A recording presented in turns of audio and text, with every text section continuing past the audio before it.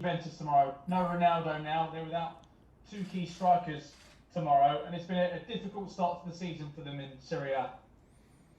Yeah, but they are so experienced, and it's such a big club with so much experience in Champions League. They will enjoy the different competition. So yes, you are right. They had some troubles in the start, a bit of a rough start according to their results in Serie A, but they were very convincing in Champions League. And you never know if sometimes players are missing. It's also the same for us. And the guys who come on want to show that they are reliable. And we play Juventus at Juventus, and it's a no-brainer. It demands respect to the quality and tradition of this club. And at the same time, we also need to refocus, regroup, and face the tough challenge with positive energy and with a determination to bounce back after our defeat. Nick Pure. Hi Thomas, can you give us an injury update please on, I think what we're looking at, sort of Mason, N'Golo, Reece and Christian, please? I think, is that everybody? And Christian, Reece and Mason are out due to injury, and N'Golo unfortunately tested positive and needs to quarantine and follow the government protocol. So he was not in training today and is of course not with the group. Is there can we just check on it? Sorry, can I just ask how long do you know the details of Reece's injury? How long he might, Reece's injury. He's still very painful. And it will come down to pain management in the end. How much he can accept. And but right now we're looking at a minimum of 1 more week. Nizar Kinsella. Hi Thomas, I just wanted to ask you about the pressing system that you're using now. Have you had to adjust it for having a target man like Lukaku? Because last season you had lots of smaller, quick forwards, and now you've got a big, proper target man. Yeah, because it's a normal thing, because you always adapt to the players you have and to their strengths and weaknesses. And of course, we analyzed also, I know why you're asking, because we were not happy with our defensive. We were too passive in the game against Manchester City. The defensive choices, the defensive plan, in my responsibility, maybe led also to this passive behavior. That was not the plan, but it led obviously to it. When we had the ball wins, it was too deep. We defended the box over a long period, very, very good. So we did not allow nothing inside the box and around the box. But it does not feel good when you become so passive and so deep. Like I said, the choice of the system maybe led to this behavior. So we're all in this, and we showed that we can play a high pressing, have high ball recoveries with Romelu. It's a very complex game. We have to be better in all spaces of the game. The best way to defend is having the ball and use the moments of the of the ball losses better for counter pressing. This is what City did excellent on this match. They clearly had a very, very strong performance, and we underperformed. They made us also underperformed, and there's enough room to bounce back, and then it's necessary to show. But you're right, we adapt to our players, and that includes Romelu. Fred Caldeira. Hi, Thomas. Do you think that the combination of the last transfer window and perhaps people paying more attention to Chelsea now after the title last season makes this Champions League even harder? Yes, maybe the expectation, it's hard to be seen as an underdog when you just won the title. But I think we came from a role not as the favorites in last season, and we got better with every match, and we grew in confidence and got better with every match, and maybe we were seen like as real contenders very late in the competition. That can sometimes help. Now it is of course easy to make us the favorites. We have the experience that it gets a higher value to play against us. It is a higher motivation to play against us, and we have to accept this because it's our fault. We have won this competition, and it's no secret we like this role, like to come a bit from a role of an outsider or like a challenger for this title, which we still are. I don't think that we are the favorites, but we showed everybody that what performances we are capable of.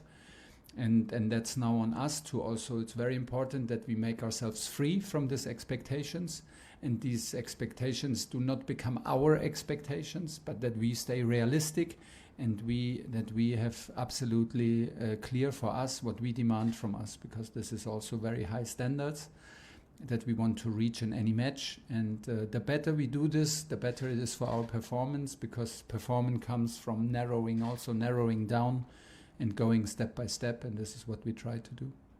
Matt Law. Hi, Thomas. Hi.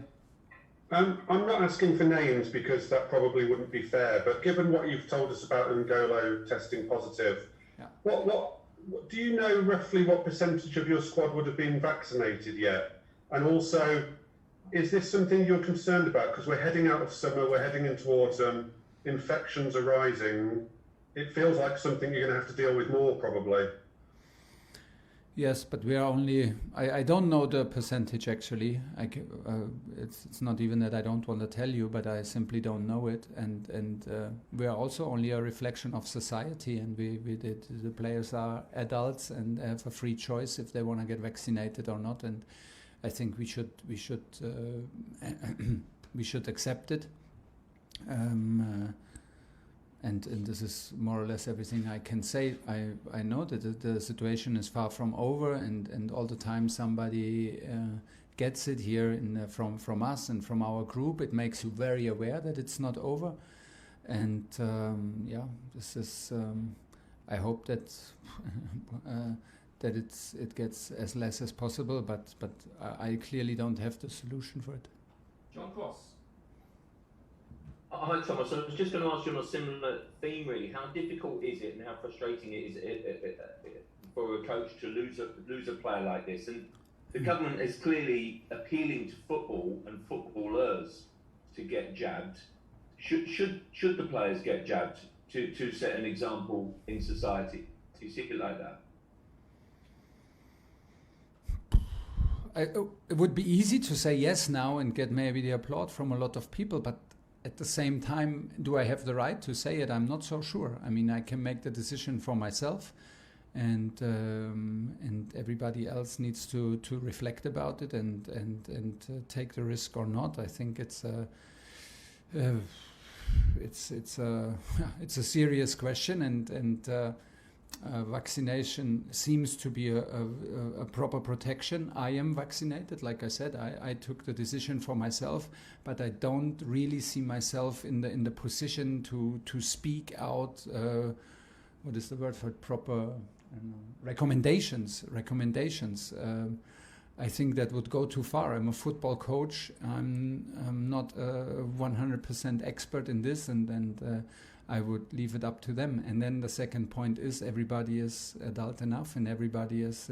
We live in a free country and a free society, which is a good thing. And so people can take their choices. And of course we take actions, and then we are responsible for it. And we don't like to lose players, but we are not now. We are not angry on N'Golo. I mean, by far not. I'm concerned about him and worried about him, like I'm worried about my injured players who receive a kick in the game. And now we will stay in close touch and take care about them and bring them back as soon as possible. But of course, we'd love to have a full squad and full choice. Last two, Carvey and then Tom Body to finish. Carvey. Hi, Thomas, I just wanted to ask you, how do you think Juventus have changed since Cristiano Ronaldo has left? Do you think they play in a different way now? Are they stronger or weaker without him? Time will tell. But I think it's not a secret that maybe any team in the world without Cristiano is in some parts of the game a weaker team, because he is one of the greatest who ever played this match, and he proves it every time he's on the field now in Premier League and in Champions League. So they lost a big champion, they lost a big reference, and they lost a big personality.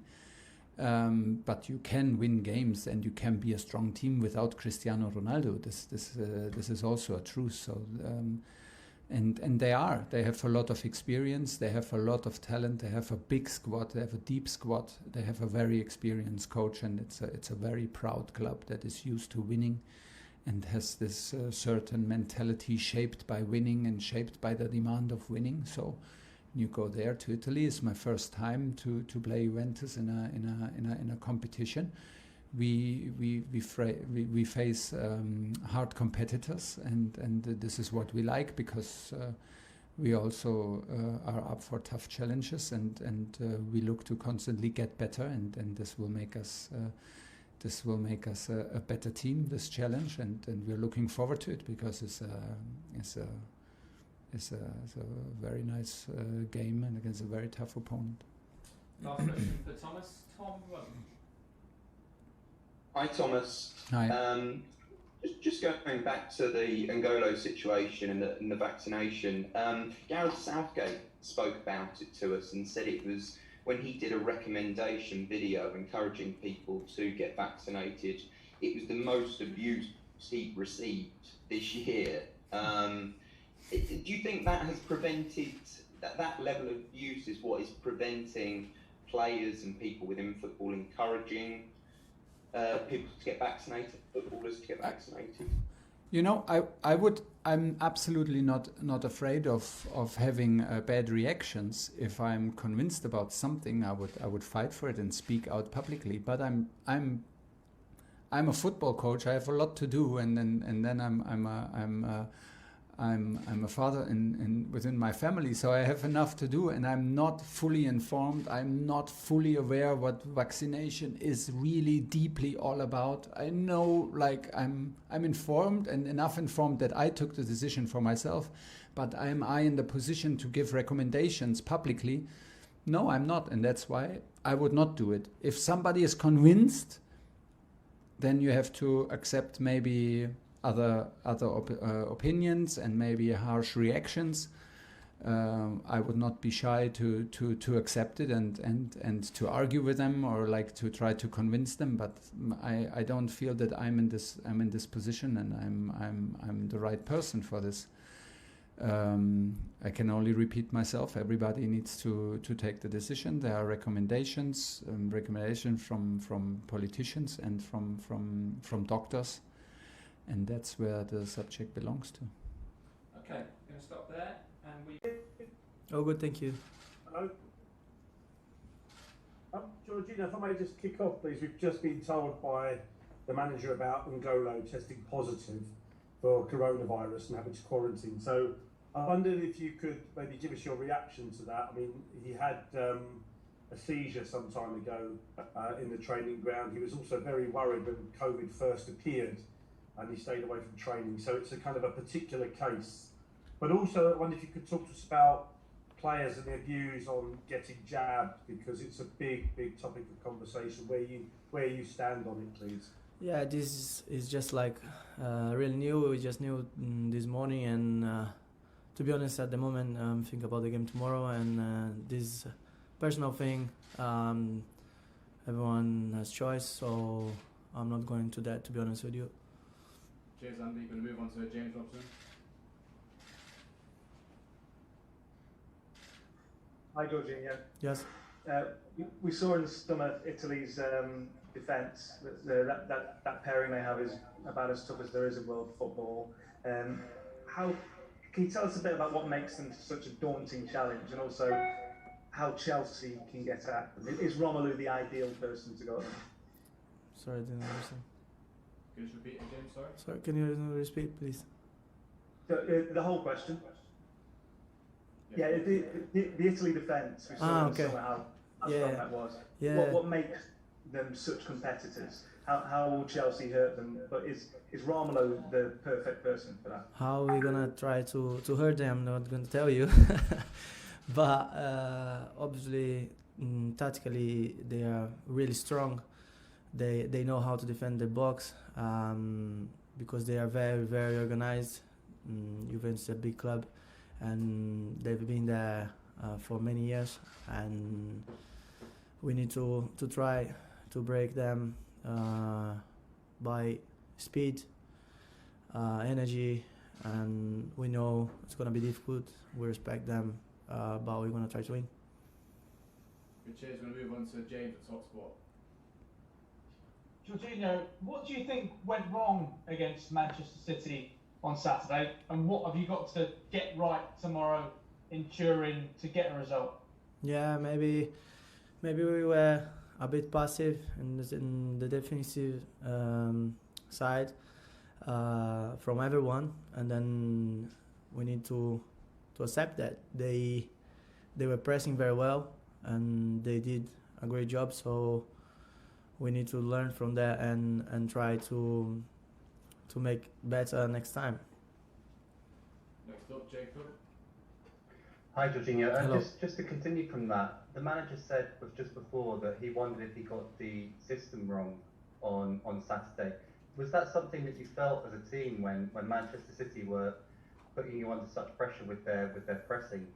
Yeah, maybe we didn't have the best choice trying to escape the pressure. The pressure was very high, and then they were pressing very well. We couldn't find the space between lines, trying to get out of the press, and then maybe we were running a lot behind the ball, and then we couldn't think that much to get out of that pressure. So I think maybe we didn't get the best choice. Good, cheers. I'm going to go on to the last question now, which is for Rahman. If you want to unmute yourself, please. Hello, Jorginho. Can you Hello. hear me? Yeah, good to go. Yeah, you've had a really busy summer. Played the Champions League final, gone to play the Euro, come back and retired. How do you feel physically, and you think you can go the long haul, or you feel that at some point you need management? What do you mean? I don't understand that. So you're saying you've had a very busy summer. How do you feel physically? Yes, we had like loads of games, a lot, and everyone at some point, of course, we can feel all those games because there is no time to train, there is no time to rest, but you need to push, you need to play. We just try to keep pushing, to work harder, but of course it's very difficult for all these games we have in a short period of time. Okay, thanks everyone. Leave it there.